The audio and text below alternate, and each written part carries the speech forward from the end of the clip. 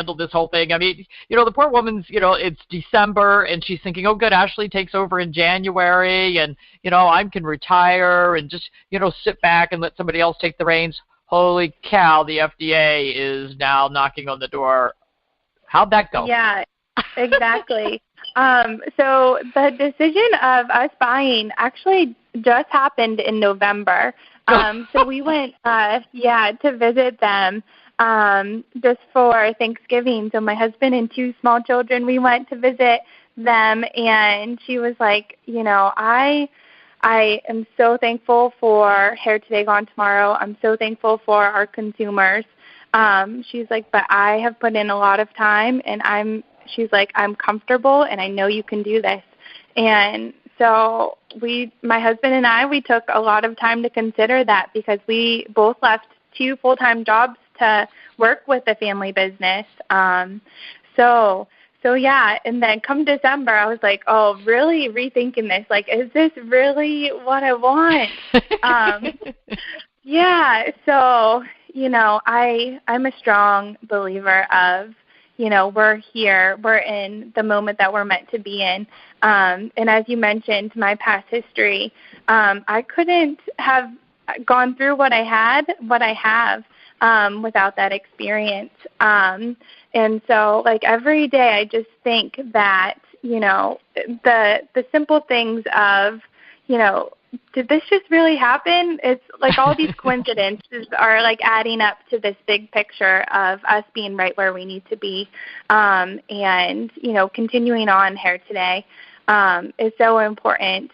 Just thinking back of all of the customer support and all of the emails and Facebook comments from everyone during this whole situation have been so uplifting and supporting that I am just thankful that we're where we are. And, just thinking back to so many stories of, you've saved my animal's life, and without you guys, we would be lost. So we and I, will continue forward and keep working as hard as I can, and keep putting in as many hours as it takes to keep Hare Today successful. It's a big job for sure. Now, do you guys do you have the meat brought in already ground, or are you grinding there on site? On site. So my guys work 4/10s, Monday through Thursday, 6 to 4. We do our shipping ourselves. So we ship to our end consumer. We're retail only. So what that means is, on Mondays and Tuesdays, we ship all of our products. On half a day Tuesday, Wednesday, Thursday, we process all of our products. Right. So it's a huge undertaking. Huge. Absolutely. Absolutely. And how many employees do you guys have? We have 8. So, and that includes my husband and I. Yeah, we unfortunately lost one during the whole FDA saga.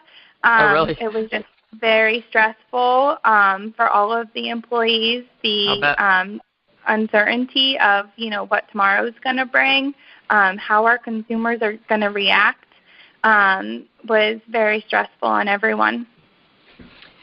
And that's a shame. But yeah.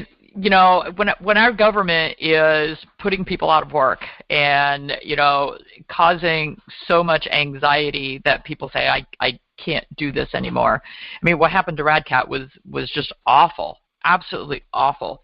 And, I think that if they had the knowledge that, I don't even know if it's knowledge, if they knew that they could stand up to them, the way Answers has and the way that you did. And I think if they realized that a voluntary recall is not, and maybe they did realize all this, and maybe they just said, because they did recall a lot of product. So I don't know if they knew that they could stand up to them, but I'm so happy that you guys have stood up and taken a stand. Now, do you think that in the future this will kind have FDA raining down harder on you, or do you think they're going to say, well, she's just not going to cave, so forget it, we'll move on to somebody that's an easier target? That is a great question. I'm preparing for the worst and hoping for the best. Yeah, for sure. Yeah, so, whatever I can do. So one thing we've considered is implementing a new business model similar to community-supported agriculture. They do it with raw milk, for example. So I'm actually working with my community development, and hopefully we'll try to develop something for the industry, something along the lines of community-supported raw components for carnivores. So if we're no longer calling it pet food, who is responsible for, ensuring that product safety? Is it the USDA or is it the FDA? They can answer that question. But I, in this process, am going to create sound policy, a good foundation that my consumers can see inside our doors and know exactly what we're doing, so they can have all the confidence in the world of getting the product that they deserve for their animals. Which is great. Transparency is going to go so far in this industry because consumers are demanding it from not just pet food, but kind of with everything. It's really interesting. I mean, some of the newer veterinary hospitals that are being built, and for instance, Nate Estes was just over in Japan for his dog having her second open heart surgery, and he was actually had video on Facebook of her surgery because the surgery room is surrounded by glass and you can watch, and it's on a video monitor and you can see the entire surgery. And I mean, talk about transparency. So, if you're standing in a veterinary hospital and you're watching through the glass to see the procedures that are being done in surgery or with anything else for your animal, that's a lot different from the behind closed doors that has been the norm for so long. So I think we're going to start seeing that in a lot more consumer products, that people really are going to start demanding that. And I think that, being on the cutting edge of that and just saying, no, we'll tell you exactly what our ingredients are, exactly where our ingredients come from, and exactly how they're handled. I think that's really important. And I think that the companies that are willing to do that are not going to fail. I think that people will rally behind that and say, that's exactly what I want. I want to know what I'm putting into my pet. So I think that's a really important stance to take. Now, I'm assuming, and maybe I shouldn't, but I'm assuming that you've joined Kathy Alanovi's Next Generation, or whatever they're called, group? Yes, we have the Next Generation Pet Food Manufacturers Association. Yes, we've joined that, and she is such a strong advocate. And did you know that she has doctorates in salmonella? What? Really? That's amazing. I don't know. I did not. Well, everything happens for a reason. And Kathy left her small animal practice, I think she was in Indiana, and moved down to Florida near Susan Thixton to kind of work alongside her with, fighting for pet food consumers. And she started this group, and it's taken a couple of years for it to really kind of get going. But I think that when other manufacturers can see, and she doesn't represent just raw manufacturers, she represents any. But I think when other manufacturers can see the support that, for instance, you got, and that the knowledge that she has for, how to handle the demands that they make, and, just those little things that you may or may not have known before, as far as, the chain of command and making sure it was cold and making sure it was sealed and asking for split samples. I don't think that all companies know that they can do all of that. Right, exactly. And to record when the FDA comes. So that was very, very important piece of information that both Kathy and Cole shared with me. So I was very thankful for that. Yeah. And here in New Jersey, we just had the health department walk into all the pet stores and pull all the raw goat milk, all the Answers raw products off the shelf, or out of people's freezers, frankly. And they destroyed it.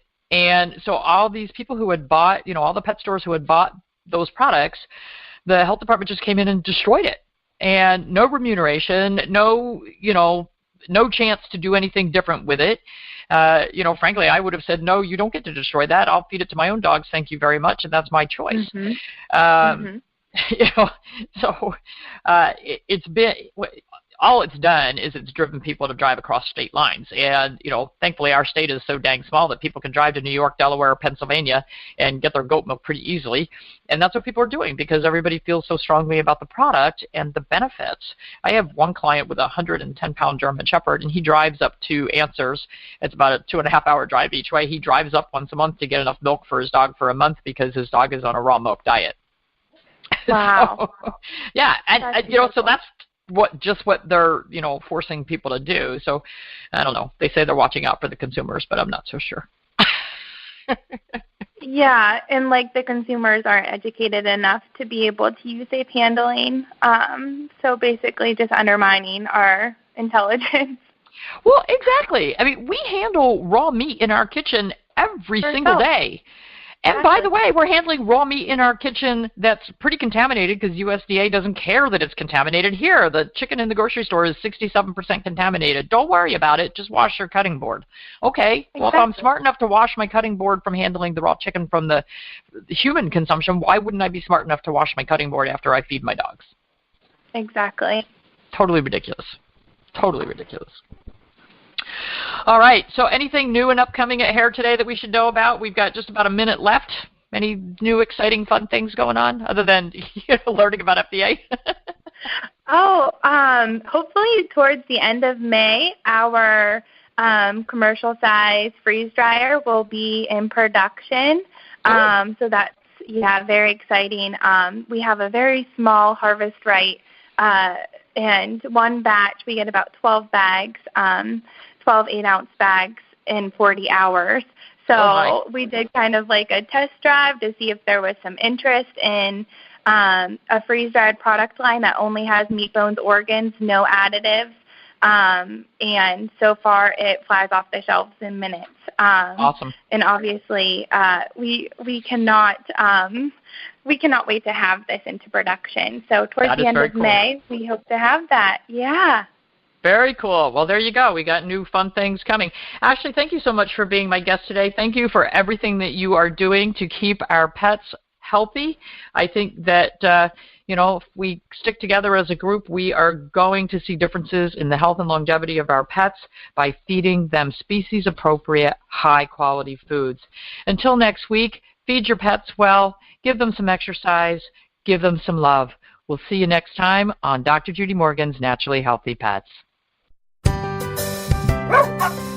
That's all for today. Find more answers to your questions next time on Dr. Judy Morgan's Naturally Healthy Pets every Monday and Tuesday at 7 a.m. and 7 p.m. Eastern Time by going to DreamVision7Radio.com. Join holistic veterinarian Dr. Judy to discover healthy options for raising your pets in a more holistic manner. Visit drjudymorgan.com to learn more.